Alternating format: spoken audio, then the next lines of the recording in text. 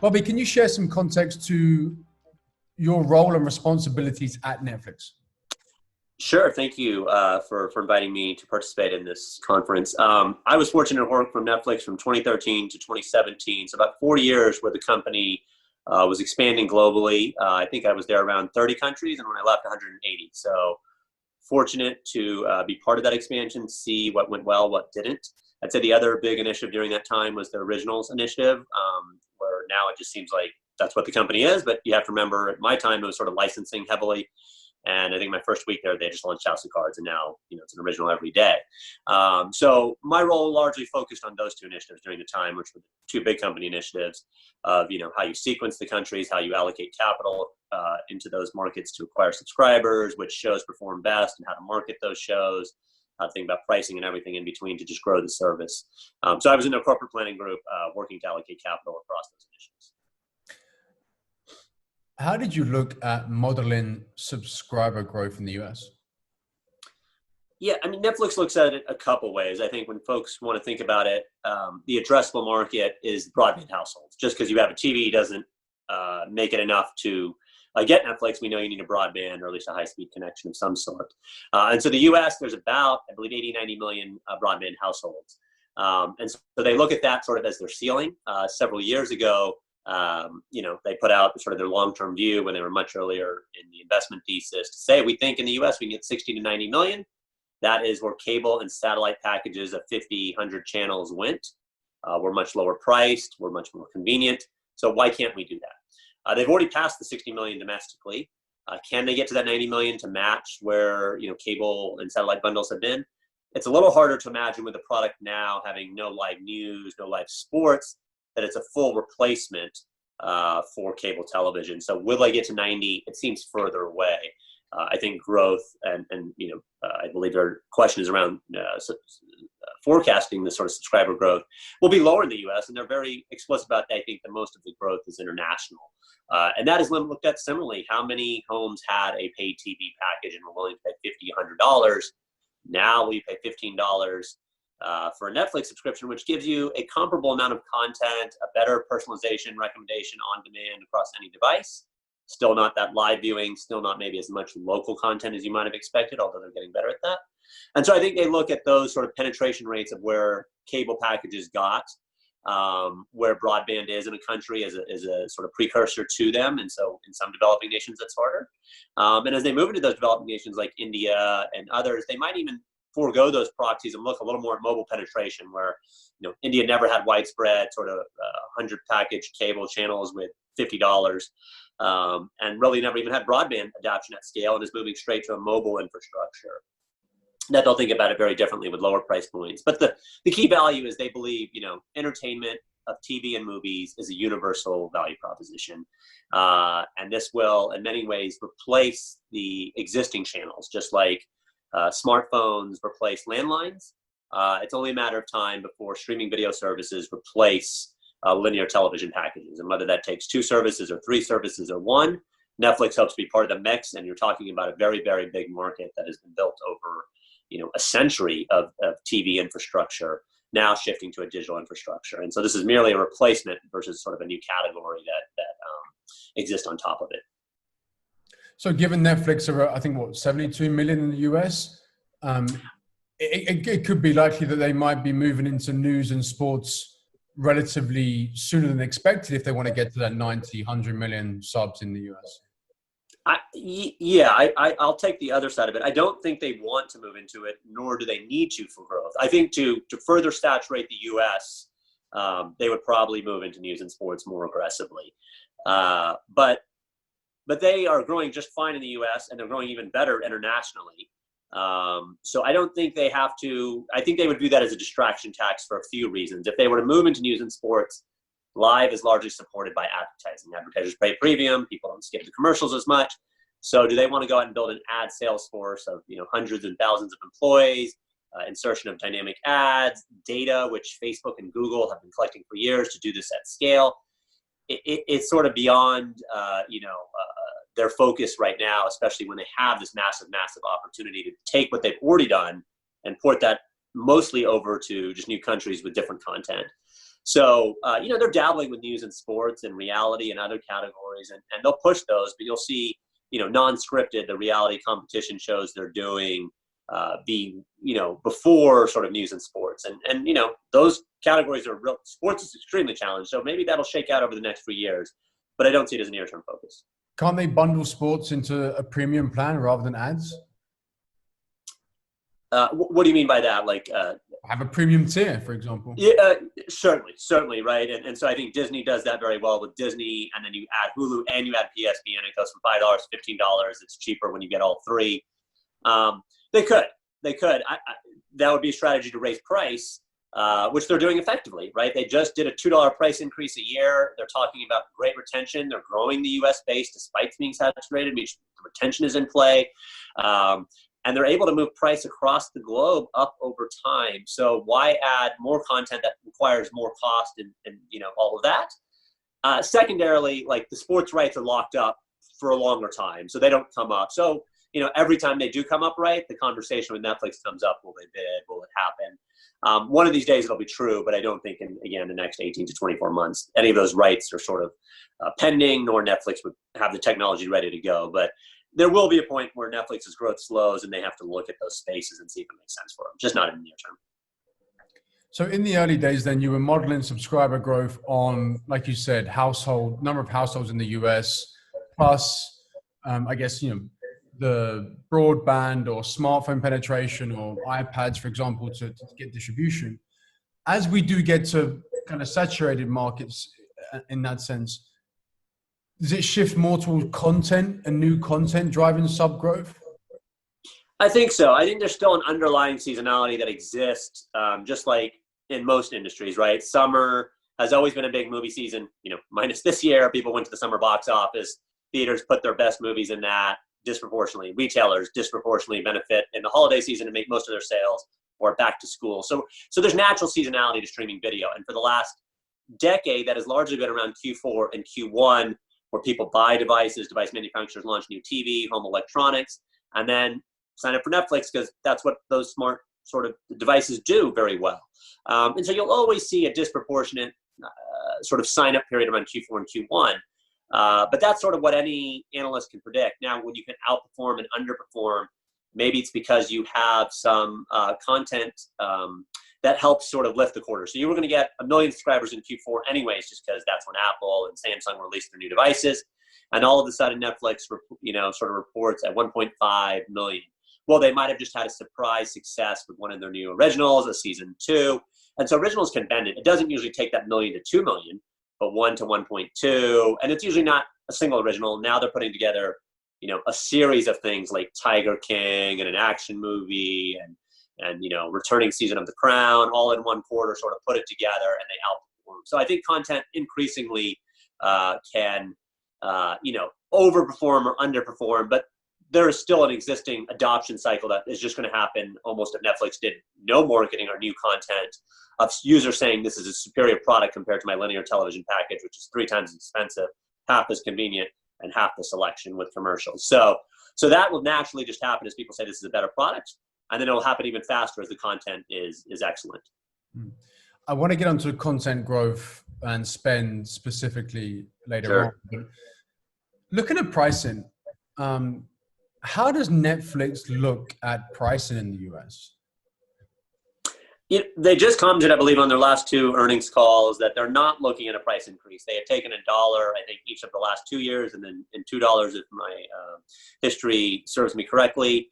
And each time they do that, they, produce a sort of little bump in churn. Existing customers get a little frustrated. New customers maybe a little less apt to go, and they have sort of a slower growth quarter. And the doomsdayers come out and say this is the end, and then further quarters down the line, you see it come back.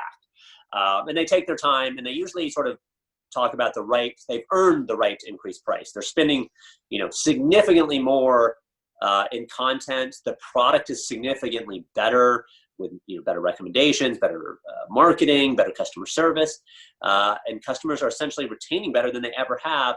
And for that product, they say they're going to charge you a little more. So you used to get, Netflix now spending $15 billion in content versus $10 billion. That means the number of shows, the number of movies that could be produced at a theatrical level are there, and they think they can charge you a little more. So I think they think very actively about price, but in the US at least, they have taken a lot of the price sort of there. They are, I think, smart and sensitive to the time the world is in right now, where we are in a severe recession, potentially depression, where and there's a lot of scrutiny around internet companies and sort of their power. So I think they're going to be very careful there. But the real question is that you look at more of a 5-year view. Do they have pricing power domestically? And I absolutely believe they do, right? They're going to continue to accelerate their spend. They're going to continue to accelerate the number of shows and the number of categories like unscripted and theatrical movies that they are investing in.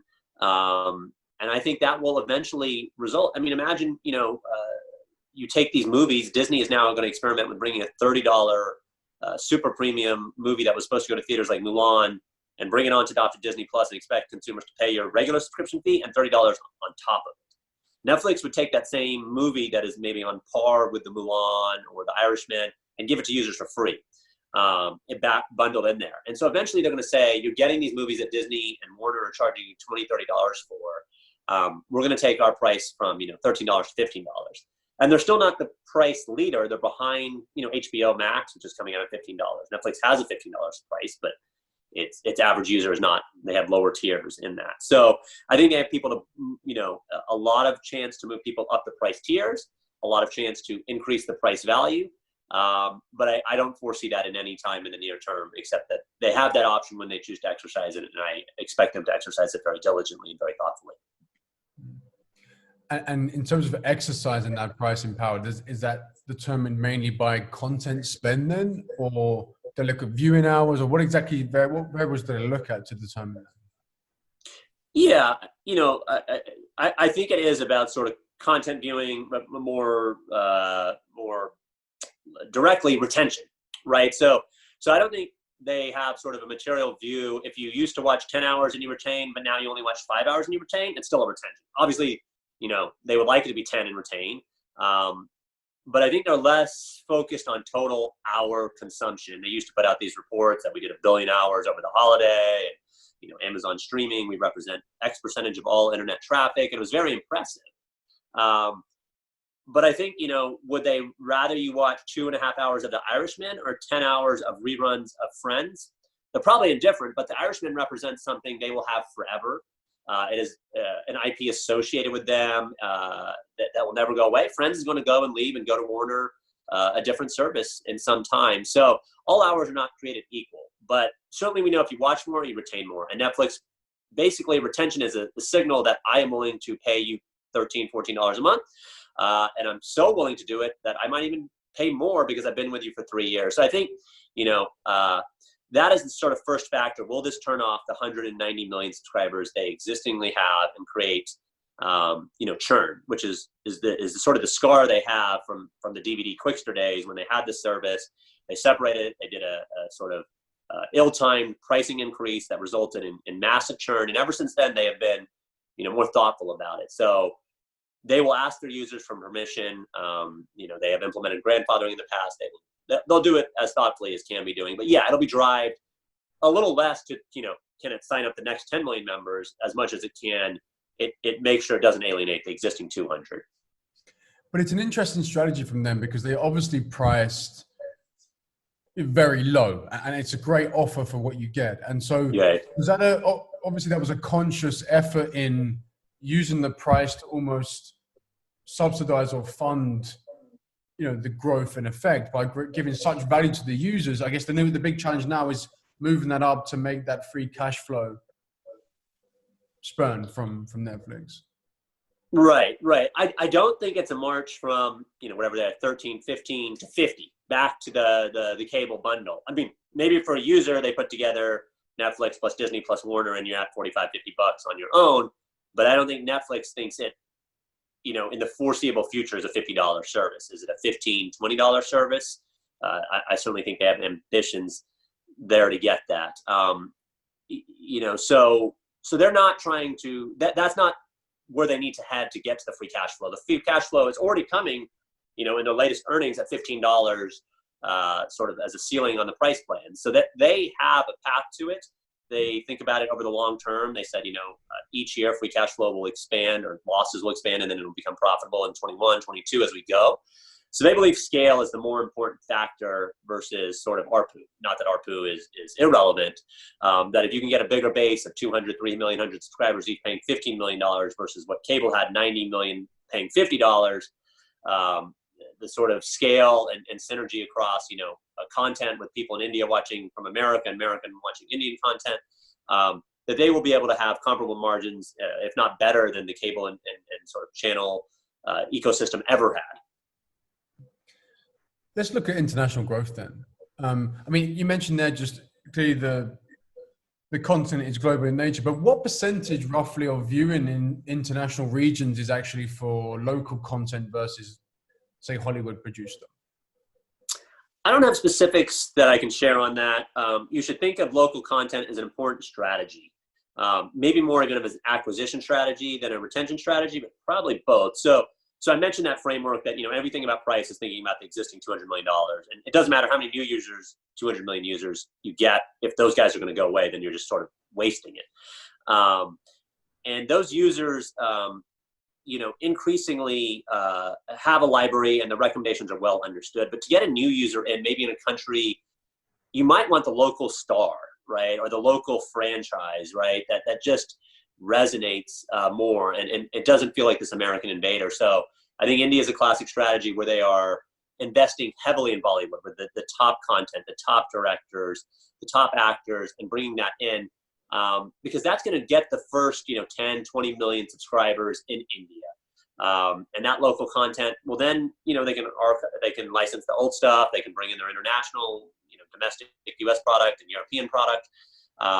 And see what actually works, and that recommendation algorithm gets better, that they figure out of all the money they're spending, this is better than that, cut that.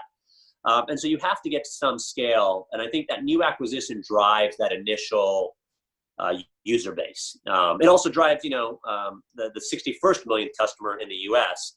But it's much more critical, I think, to get that. But yeah, no doubt that content is critical.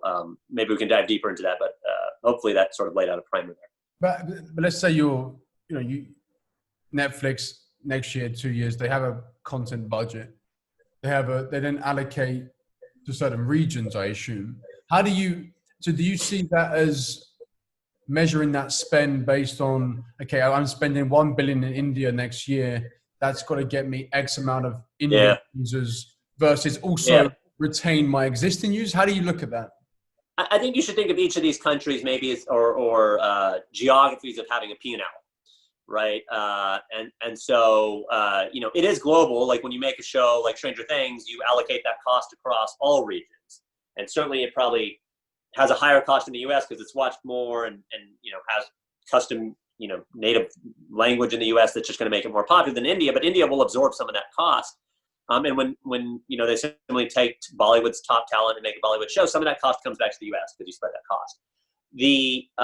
The revenue that needs to exceed that cost to be a profitable business is a pure function of local subscribers. So, in the US, they have 60 million plus subscribers paying, $13, $15. That is their cap on what they can spend in content. They shouldn't be spending more than 60 million times 15 per month in the US, or they're running a non-profitable segment in the US. They can do that in India. They have, 5 million subscribers. They can be spending as if they have 10 or 20 million because you have to forward buy that. And these subscribers will stay and help you train your algorithms and everything else in between. But at some point they will look at, here is our long-term steady state sort of growth in India. We've now passed this sort of, investment phase.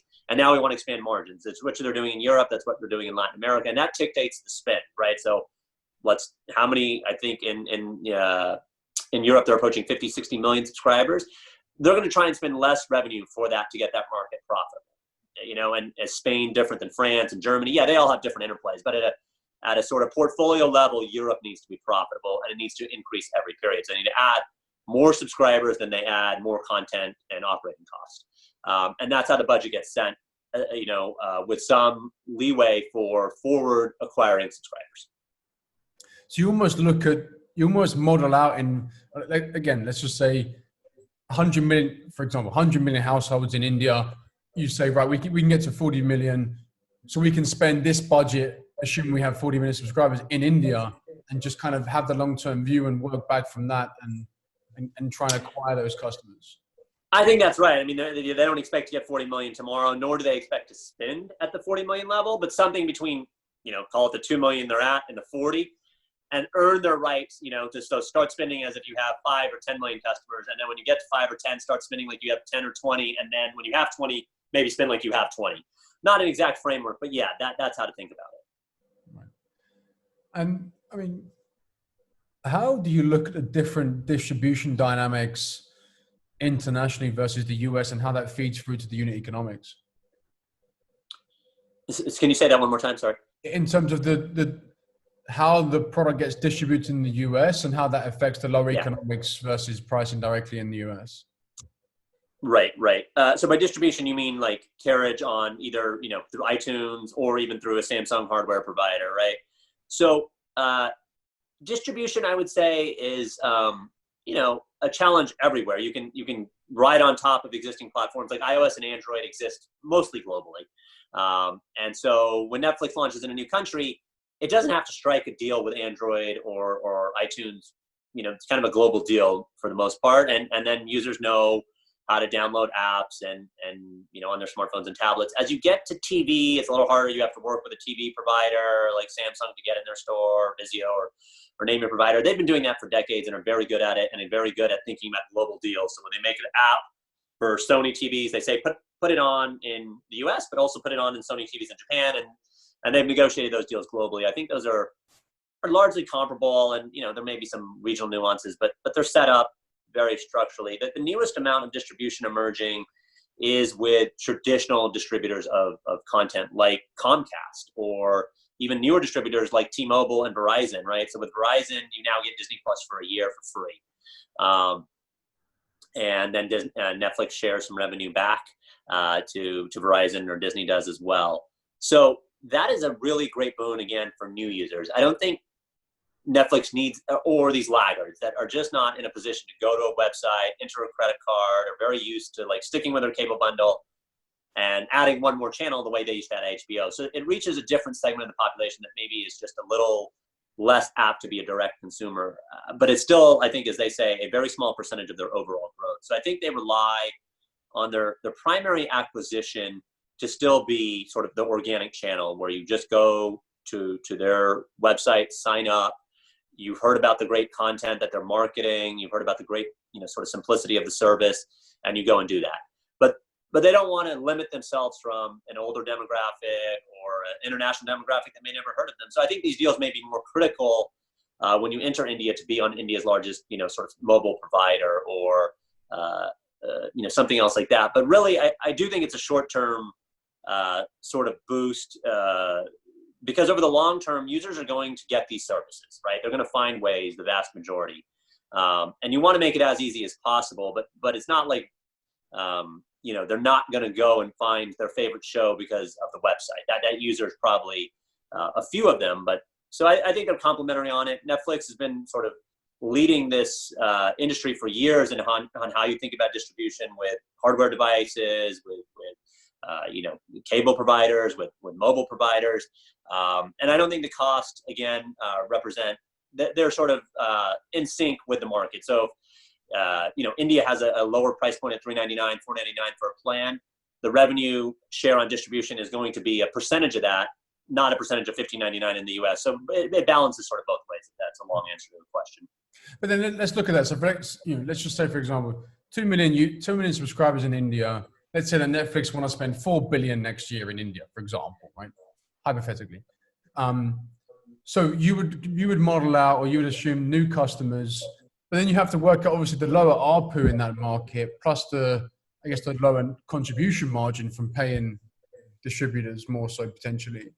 And then how do you look at and amortizing that content cost over all of the users if only it's local content? Like, just trying to work out how you look at actually really allocating that capital in new regions.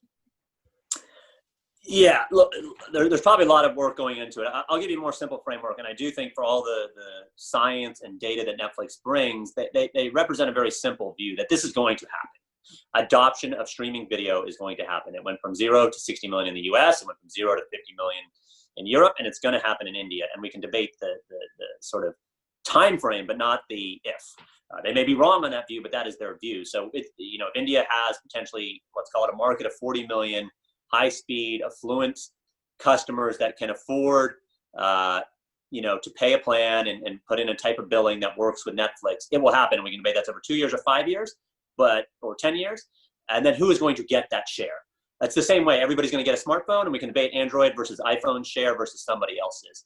But India is now going to happen in streaming video, or it is anomalous to the rest of the world because it's happened in Latin America, it's happened in Europe, it's happened. So how do you attack the Indian market? Do you have some Excel jockey figure out every dollar and dime and case of this? Yeah, they do their best of that they can. But really it is a learning ecosystem, right? We're going to try some original local content. And if it doesn't work, we're going to try some different one. And then we're going to try licensed content. And if we see a lot of great signups, because when we do a marketing through Facebook and Google traditional advertising channels, we get a lot of signup. If we don't, we're going to expand the partnership. So there's no sort of single playbook that you should have more, distribution partnerships than you should have more, paid advertising. This category is going to come, and Netflix figures it out. So, the same question is, how much should Netflix spend in the US on sort of premium television versus unscripted? Well, they're going to spend $1 billion on unscripted, and if users continue to sign up, then and they get great reviews, they're going to go from $1 billion to $1.5 billion. If it's not working, they're going to take that $1 billion down to $500 million and take the extra money and try movies or try documentaries or move it to a different country. So this is all really about sort of pushing it out, testing it, and seeing if it works, and then having a very long time to iterate and move it across the globe on a thesis that it will happen. And if you are consumer friendly and consumer focused, you will iterate to sort of this thing. And what they know, having done 180 countries, is that there is a taste for local content. In Europe, there's a taste. Maybe it's 20% because they've always had a closer tie to America than other regions. And in India, they enter with an a priori hypothesis that India has one of the strongest content preferences for Bollywood, and does not as large a importer of Hollywood content. So when they started that catalog, they started with 50% instead of 20% they would start in Europe. Maybe the final mix will be 70% local, 40% local. They will spend and test their way into that. And so long as they're growing, they have very clear signal on what's working and what's not when viewers watch. It's the clearest signal. Right, but also the lower the crossover between the content viewing hours, I guess the lower the cash margin for that region. For example, India, if most of the world is not going to be interested in as much as in local Indian content, then you can't really amortize that cost over all the users, really. Give me an example. How do you frame that again? One more time. Sorry. I'm just curious if you look at, because I think one question around Netflix is around the amortization of the content, right? And right. It is, you can spend $15 billion because you have 200 million users and everyone can get access to this. But if you're producing Indian local content that no one else is interested on, and Netflix is spending $2-3 billion, for example, on Indian content, which is not relevant to a portion of the users, you can't really amortize that cost. Therefore, that's right. Local content in its way has to pay for itself on that country. And so it's very hard to believe that a small country of 10 million will have heavy investment. I believe the reason Netflix says Indian local content or Japanese local content have bigger budgets than picking on Norway, but any Norway friends or anybody else, there's not as much Norwegian local content. Because the base is never there, and that has always existed. Norway probably imports more, BBC and US content, and then has it. But they do have some, and so if the prize in India is 100 million, I think the prize in Norway is not. It's just not that big a country that they can invest more in local content. The last part of it that also sort of think represents the investment in local content is they are saying they are truly one of the global services where India content is playing elsewhere. And obviously there's an, ex-Indian population in Europe, and there's an American population in India that crosses over. But I mean, genuinely, content that is being introduced to, American citizens or Koreans are watching Indian content, different nationalities watching different content. Now, that doesn't happen with every show, but they talk about several Latin American shows that are very popular in Europe, and some Korean shows that are very popular in America. So look, is that the rule? No. Or do they do it better than anybody else? Yes. But local content will have its cost. And so, I do think the American, 60 million helps subsidize early countries to build that local catalog, but not sort of in a detrimental way where it becomes perverse. Which is quite interesting, because then arguably the return on the incremental dollar spent on, let's say, Indian content is actually not as high as it was in the US, right? Because that US material could then be used by myself in the UK or someone in Norway, or a more global content slate, rather than India, for example, which is not as global as that. Right. Ideal portfolio is you produce something in Hollywood that works in all 180 countries, you amortize the cost perfectly.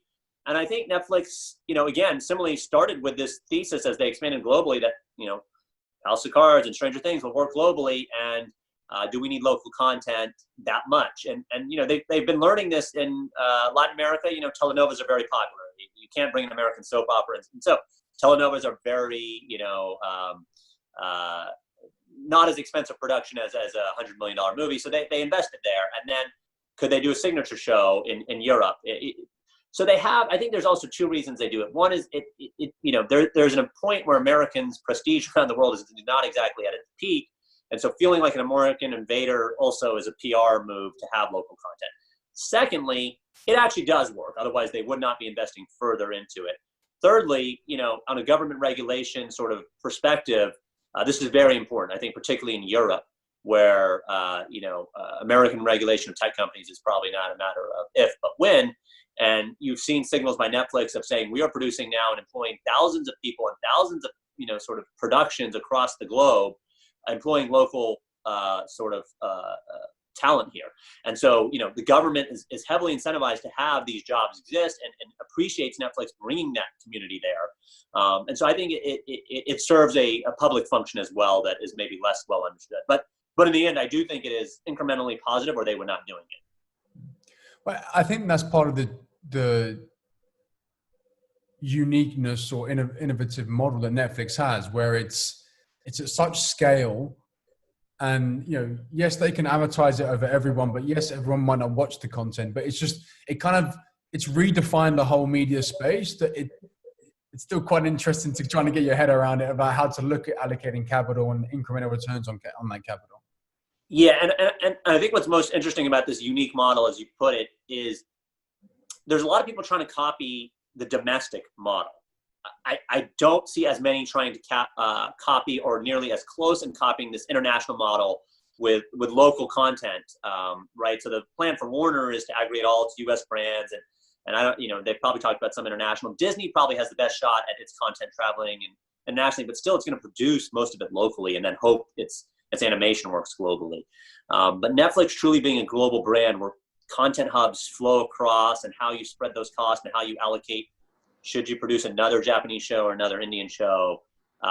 It is very complicated, but also very unique in the competitive advantages it gives them. And so just going into detail then here, so on content spend specifically, and also for shows individually. So how did you look at the return on a show?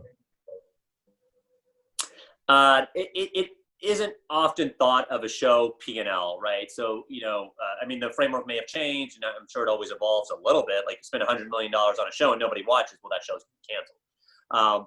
But they don't go, this show was 100, and then over the next 3 years, it earned this views, and we do some, IRR on that. It really is a portfolio of, like, we're spending, $5 billion in the US on content, and is this the right $5 billion to spend? What's working, what's not? Let's cancel it.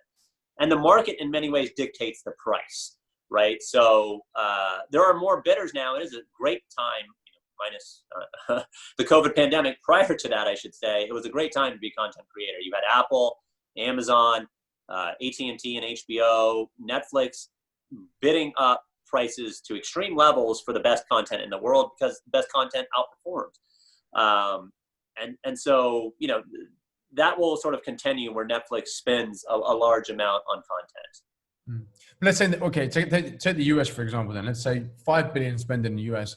Do you try and work out, you know, 4.5 billion is kind of retention, and then maybe you test with new genres to kind of drive new growth, or is it really just the market dictates the quality of the genres and shows? And yeah, sorry, I'm thinking through this because you know it's a breathing, living organization that learns all the time. But if I were to try and give listeners a sense of how they attack it, it is far less spreadsheet. Although trust me, I did plenty of spreadsheets, and there are plenty of folks that do it well, and a little more of sort of crawl, walk, run, right? So to enter originals, they did House of Cards. They put a big their best foot, you know, outbid HBO, 2 seasons, $100 million, sort of set a mark in the industry, but they did not commit to 100 shows in that first year. They committed to 1.25, and then they did Orange is the New Black, and they saw the success.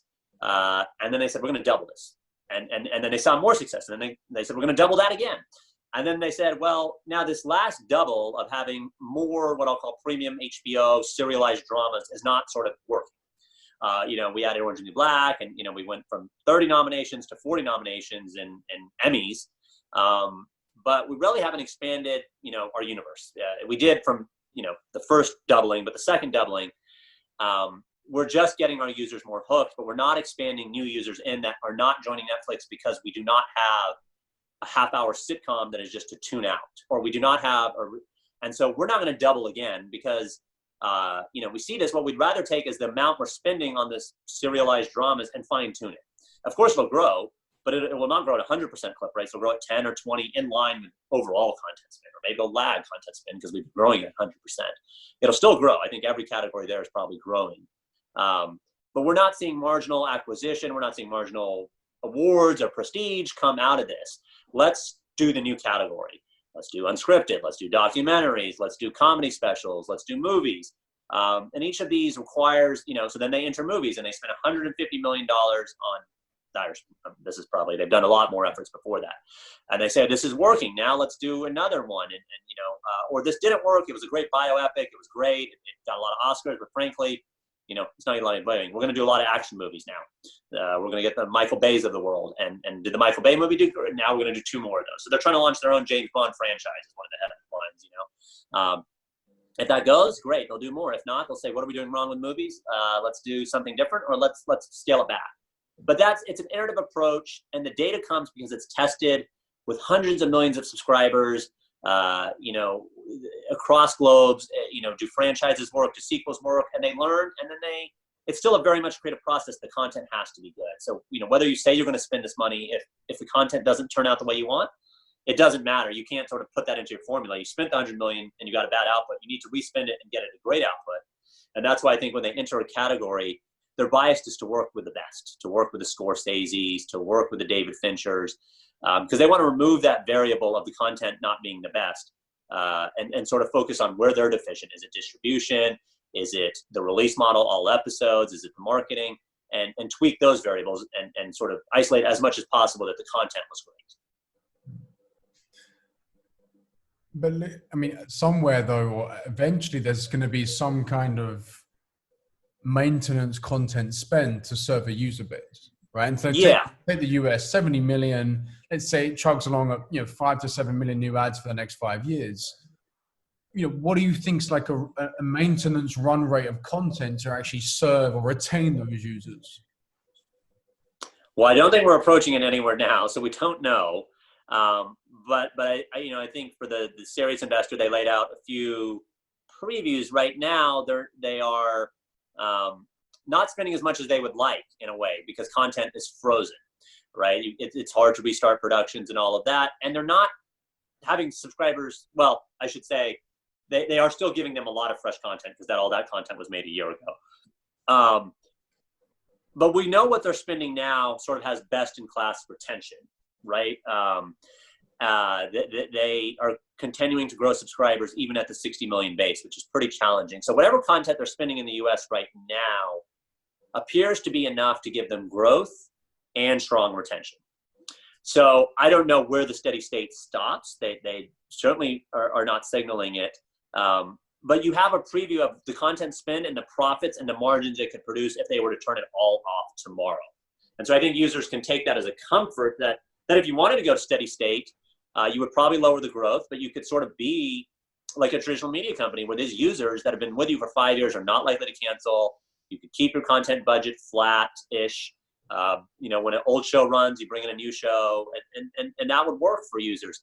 I think they are going to continue to invest in content because it's not about the amount of content, but maybe about the pricing that they could charge. So we can talk about this throughout the interview, but adding movies is adding theoretically less content. When you produce a 2.5 hour a movie, it's less than 10 hours of content that you get from a TV show. But a user is willing to pay $30 for a movie is what Disney believes, or $20 a ticket times 4 users in a major metropolitan area, $80. So if Netflix is bringing those type of quality movies to the service, can it charge $20, $25? I don't know where the ceiling is, but they should not stop investing, and I do not think have any plans to, because I think it's not only about more users, it's also about higher prices. And so I think you'll continue to see great content added in great categories that will expand the user base and also give them pricing power as well. Versus maintenance. How do you look at retention for Netflix?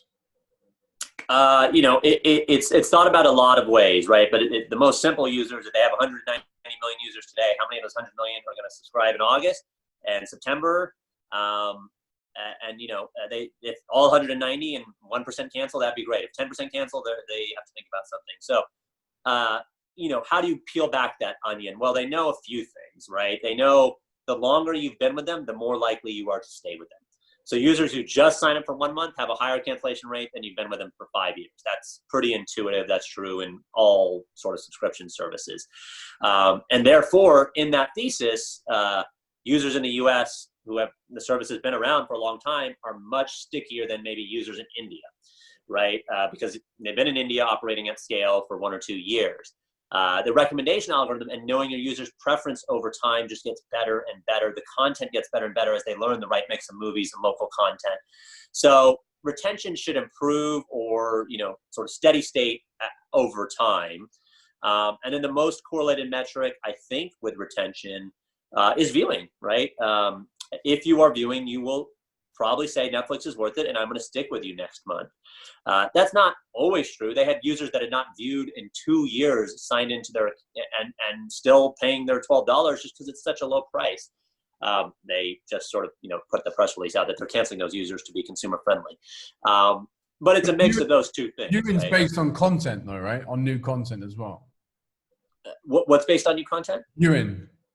Viewing is based on content, right? Yeah, new or old, but how many times does a user log in and watch a Netflix show? If there's too many days or too many months where that goes by, somebody's going to get that user. Either that user's going to cancel or that user's going to say, I should go to Disney or somebody else who has the content I want. And so Netflix almost has a more clear model than anybody else because it's on a monthly cancellation policy. There's no annual contracts, or very few, I should say. Sometimes when you sign up with one of the distributors like T-Mobile, it's bundled in or something like that.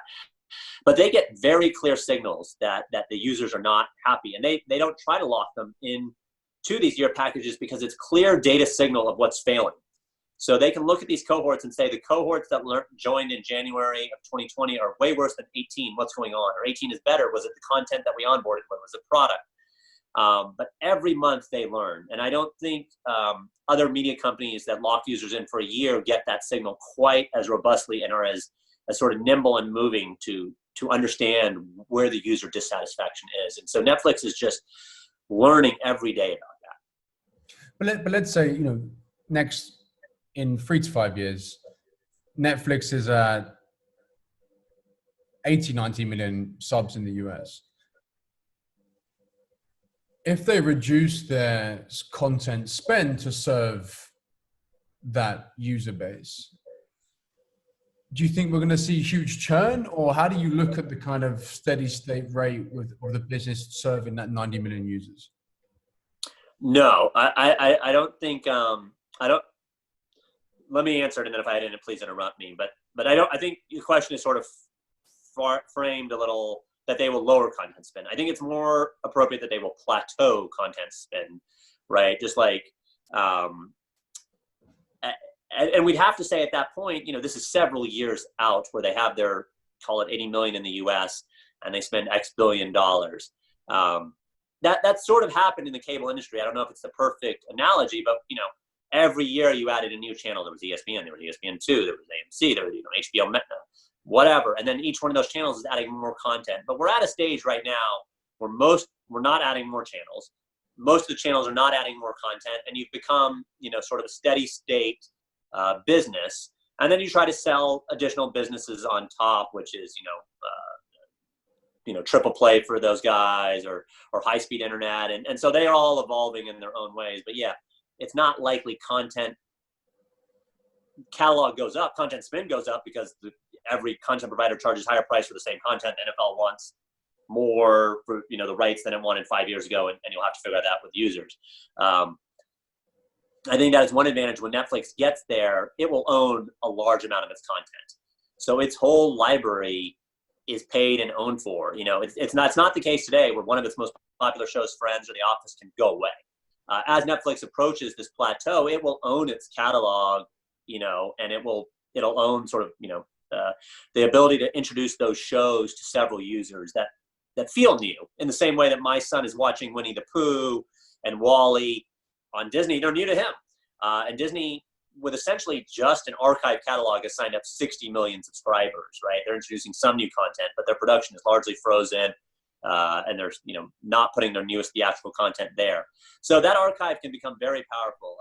I think that is what Netflix will have to build to sort of level out its content spend, more evergreen, lasting content.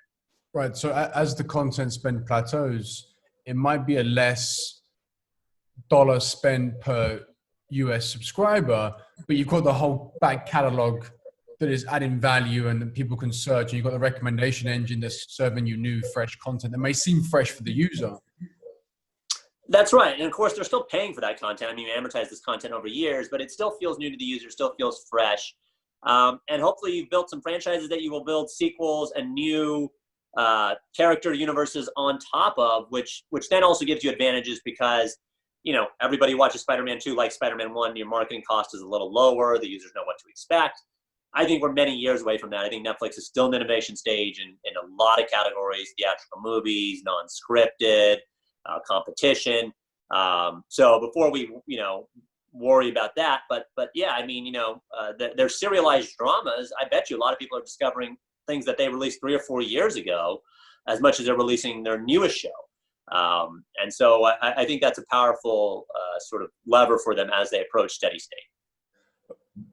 What is it that you think people misunderstand about Netflix? Because, there's some views out there where it's like Netflix is not even profitable, excluding this quarter. Netflix doesn't earn any cash, it's just burning cash, etc. What do you think people misunderstand about the economics of their model? Well, there's obviously starting to become a large understanding, particularly post-COVID, of how powerful this would be. There's been an incredible investor appetite, both from the retail side and institutional investors putting out positive reports that the economics are there. So there's very few bears that understand it, I think, or that are making, I think, a great sort of counter view that maybe a few years ago was free cash flow. I think the one part I always heard with competition that it would be Netflix killer is Disney Plus now has 60 million subscribers and Netflix has grown during the same time. So I think thinking of this as zero sum is wrong, and that view has been out there. I don't know if it's still out there as much, but people will likely have more than 1 or 2 streaming packages put together for their entertainment choice. The area that strikes me as the most still least appreciated part of Netflix strategy and advantage is its product, and its engineering and product development talent and lead, right? So to enter the space, we probably have all pegged Disney as one of the best because their content catalog is arguably better than Netflix. Their marketing maybe even better, and everything they can do with their theme parks and cruises and all that put together. It's certainly going to be a fun competition to watch these two people. But and I'm a big fan of Disney and their service. But where I have said they are behind, if they are ahead in marketing and content, they are, in my opinion, behind in technology and product. It is very underappreciated what Netflix has put together on its recommendation algorithm and its product interface, where the cover image art you see is tested differently than what I see, and you may be more likely to select an episode based on that type of testing. They can sub and dub in 30 languages, and they've invested sort of the best technical capabilities in doing that, where there's no buffering while you wait for your show, because they've embedded local servers in every country and co-embedded with local ISP providers to make sure that there's no buffering time. This is not built overnight. Disney spent $3 billion to acquire MLB streaming, which was more for live platform. They don't have, at least in my interface that I use, a profile. So that the content I watch for Disney could be different than my son. I might like Mandalorian, and he might like more early, children's shows. That Netflix introduced that feature 5 years ago. So I'm not saying it's like you got to hire the most expensive engineers in the world, but think about what Netflix will do over the next 5 years in its product development, while Disney is just, or Warner or anybody else, just catching up to sort of the table stakes features of recommendations, profiles, downloading videos for offline viewback. This is all incredibly well done, all incredibly A/B tested and thought out. And there are thousands of engineers in Netflix's Los Gatos headquarters working on every one of these problems. And so most times when Amazon enters a space, they crush the competitor. Amazon entered into the space a decade ago almost, and Netflix has thrived and out spent and out innovated Amazon. Because it's so focused on that. It probably has more engineers working on Amazon than Amazon does, and that's one of the few sort of focuses it does on its product to make sure it's best in class. Do you think Netflix has a competitive advantage in curating the content, i.e. creating local content and then making it and globalizing it, versus other, whether it could be HBO or like I said, Amazon, Apple trying to do this?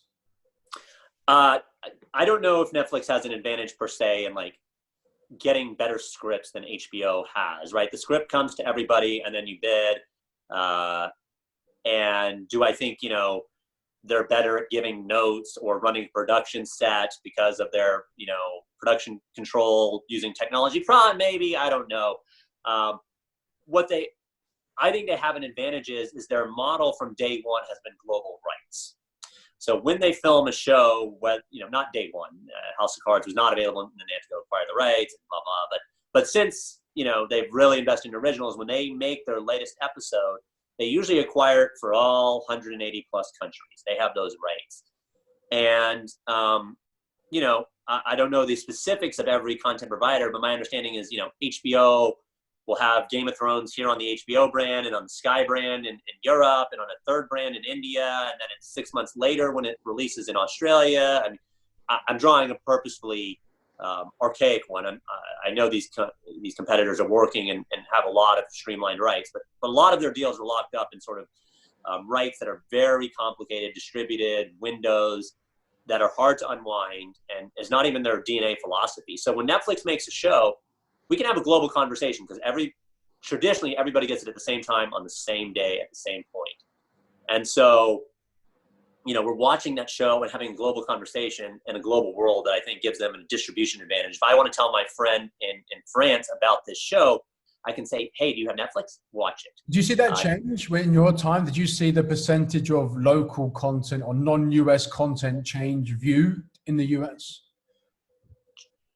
What change views? Sorry, what do you mean by that? Did you see the percentage of non-US content viewed increase in the US during your time over the years as they started producing more local content in countries outside the US?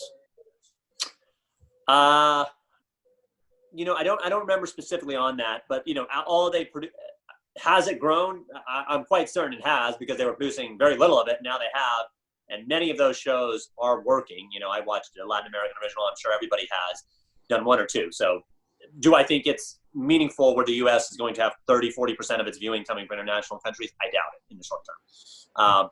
But those short-term members can call me and I can call them. And the opposite is when Disney makes something that might have global resonance. They can't distribute it globally. So I can't call my friend in France and say, do you have Disney Plus? It's not even available. And can I call my friend in Toronto and say, can you get it? Well, they may be launching in Toronto, but the rights are different. And so they have Game of Thrones here in the US on HBO Max, but in Canada, it's on a different provider. And so I can't tell my friend, go get, I don't know, it's on XYZ service. And Netflix doesn't do that, right? HBO and Disney and others have carved up their rights, in the old model, and they'll stop doing that. But when you try to distribute a show and you have these legacy things, it can be on one of your competitors. In fact, Netflix has Disney shows in Europe and in Asia. And so if I want to watch one of Disney's new titles, it may be on Netflix. And Disney, loses that distribution advantage in some ways until they can produce to get to global scale and global rights. Who do you think has power in the value chain? Right. So the old adage, that somebody came up with is content is king, and that's, the advantage. I think that's partly true. And right, every time there's a showdown with the traditional cable providers and the content, we're going to drop AMC or we're going to drop CBS, content wins because the content is available on somewhere else. And so if CBS isn't being carried on Comcast, then you can go get CBS on Time Warner Cable or a direct channel, and so these new battles that are being fought with, HBO Max not being carried on Amazon's Fire TV platform or Roku or, these battles of carriage almost that we used to have are going to continue. And, I don't know if the dynamics are the same, but I would say having great content still matters a lot, right? Because I couldn't get HBO through my Fire TV, so I just went to a website, signed up for it, and got it. It is an inconvenience that it's not playing on my Fire TV, and that makes it less likely I will watch it sometimes. So, both sides have a little bit of power in that. But I'm sure that, if this goes on, I probably won't buy a Fire TV. I will buy an Apple TV. So we have a marketplace that allows for substitutes and competition, and you'll have these battles. And I don't know what position they're jockeying for. And, again, there's even regulation about this on what Apple is charging for its, iTunes 30% cut and sort of scrutiny around all of this distribution, gatekeeping, sort of monopoly effects here that will play out over several years. But however that landscape plays out, what you want to have is great content at a great price wrapped in a great service. And I think that's what Netflix has, right? Like, so if somebody decides to stop carrying Netflix or Disney, it is going to be the consumer that puts pressure on both sides. And they will apply that pressure by saying, we want Netflix. And I've yet to meet the distributor that is ready to try and go to battle with Netflix. I mean, even Comcast in its heyday and all the net neutrality was there was a lot of sort of, would Netflix be, throttled by Comcast? And so they put those deals in place. It will happen. We're going to. At the risk, though, do you think the Comcast of the world can squeeze Netflix even slightly to put pressure on them? I'm sure they could. I don't think it's smart. I think Comcast and others have realized this is a win-win business potentially, right? Comcast is now, probably on a transition out of the cable business, and we'll see high-speed internet be much more critical to their growth than traditional cable bundles. And what is best at selling high-speed internet is high-speed applications like Netflix that use intensive bandwidth. And so Comcast is going to be able to move users up its high-speed price tiers because services like Netflix and Disney are there. Now, should they extract some rent from that? Probably, maybe. I don't know what will happen. But I don't think the smart operator is going to say, we need to do this right now, because just like Netflix has plenty of growth in its existing business, there's plenty of growth still in the data business, right? We're all going to move to 5G and higher speed connections. We're all going to become more data hungry with smart devices and smart homes.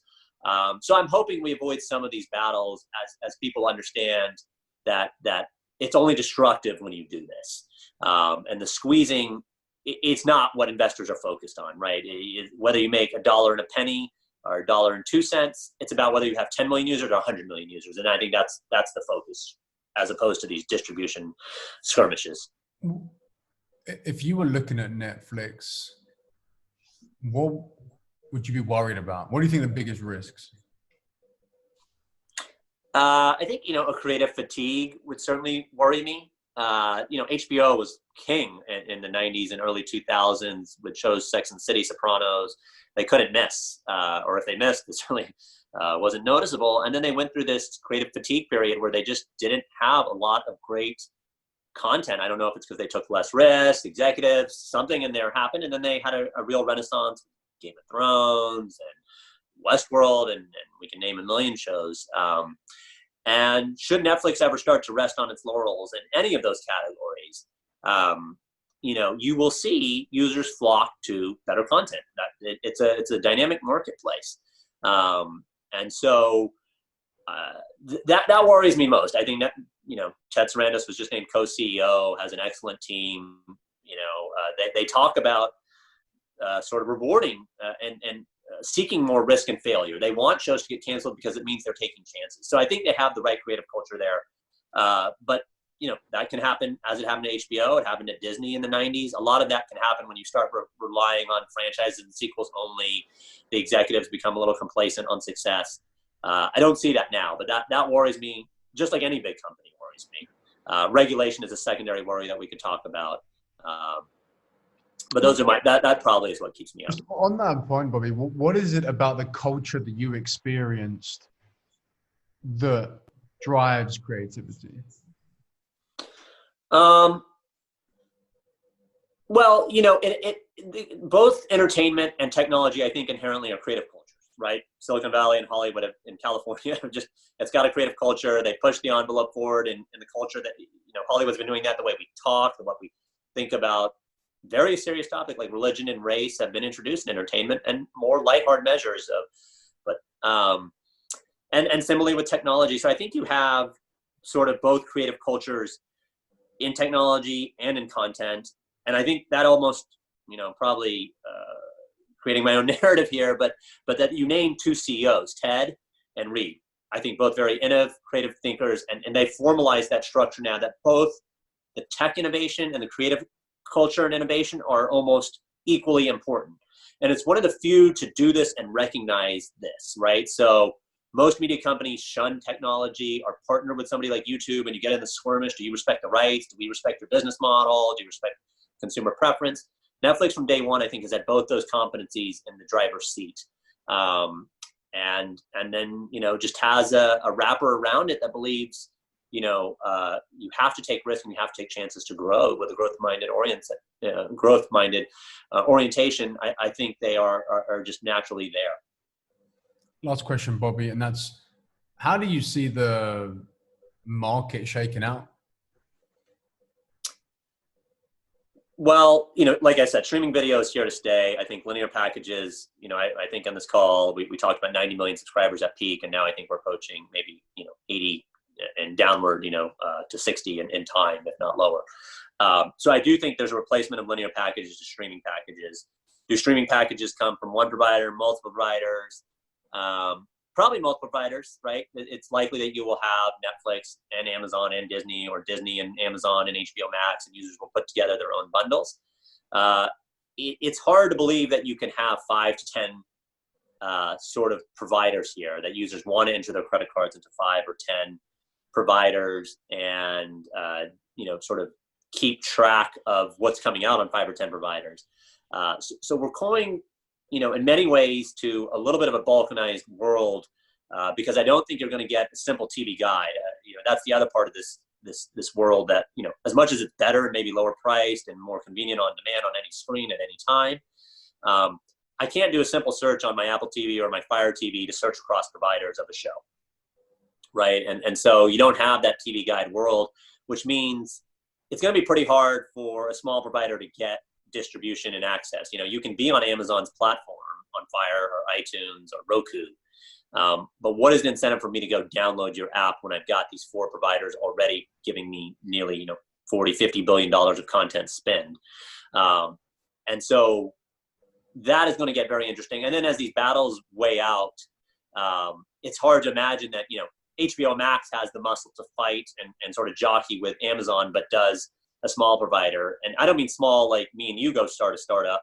I mean Discovery networks or AMC networks that are late to the game, that do not have huge catalogs of content, that do not have huge engineering teams to build these global platforms. Because I do think this is, a scale game, as we talked about. So I do think there's a consolidation. I'm sorry? What do you think happens to those players? Some fold, some get acquired, and some may, maybe make it through in a niche way, right? So Discovery's content is lower priced. They are not hiring, Leonardo DiCaprio and paying him, $100 million to produce 3 films for Netflix. They're shooting nature documentaries. So can you have a lower cost of content and have a niche offering? Potentially. It'll be hard, but I think that is a strategy for some. I think a lot of them move to advertising because that model, the TV dollars will come out as that bundle goes out. Television advertising is more, digital video ads are more targeted, more, sort of able to get data feedback loop on who watches and retarget. And I think you've seen a little bit of activity there with Viacom buying Pluto's and others. But again, on advertising, you have to have massive scale, massive data infrastructure to do this correctly. So again, YouTube looks to be like a natural winner there, and Facebook as well. So, I feel there's a consolidation that most consumers are going to have 3 to 5 entertainment choices, more on the 3 than the 5, some power users with 5. You have to have, heavy infrastructure that we talked about to produce a technology product on par with Netflix or Disney. And so I think it's very hard to imagine so many direct services. I think those few folks merge and consolidate, but a lot of them will look to become, quote, arms dealers, right? That will distribute to the highest bidder. You can produce a great show and bid Netflix against Amazon if you're Discovery versus producing your own Discovery direct distribution channel. And I don't mean to pick on Discovery. Maybe they have a great strategy in place. You want to call it Viacom, Discovery, Scripps Networks. A few of these guys are behind where they need to be now, and we'll have to figure it out. But for the big ones, the future is theirs. What about 10 years' time, Bobby? Did you see Netflix with sports, with news? Potentially, would they have some advertising on the platform somehow? What's your vision of how this can evolve 10 years out? Yeah, 10 years is awfully dangerous to predict, right? But I do see them being a large player in movie and entertainment. That'll still be their base. And I don't imagine, I can't, at this point, when you say a 10-year thesis, why they would move into advertising and sports the way we look at that industry right now. I think it was a little more confusing a year ago that like sports represented something and live represented something. But as the trends look now, boy, advertising invites a lot of scrutiny from, political advertising that Facebook and Twitter are dealing with, from social issues with advertisers having to drop certain networks because of all the sort of social changes that are going on in the US and the world. The ad sales force, the technology, it's just not an area that seems like, investors should flock toward running into advertising because it's and then sports itself is undergoing massive changes from the social pressures, from the pandemic issues that they're facing, where the rights are going to be very complicated on how many games get played.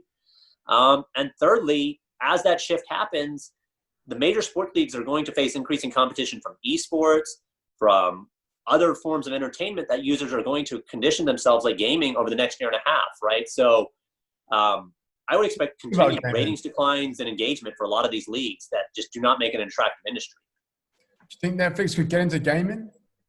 Like Witcher and those? I certainly think that's more likely than signing up the NFL rights in a decade. And I would put that, again, if they start bets, I don't think it's traditional gaming like, again, what Xbox is going to do with, that intensive hardware and cloud computing platform.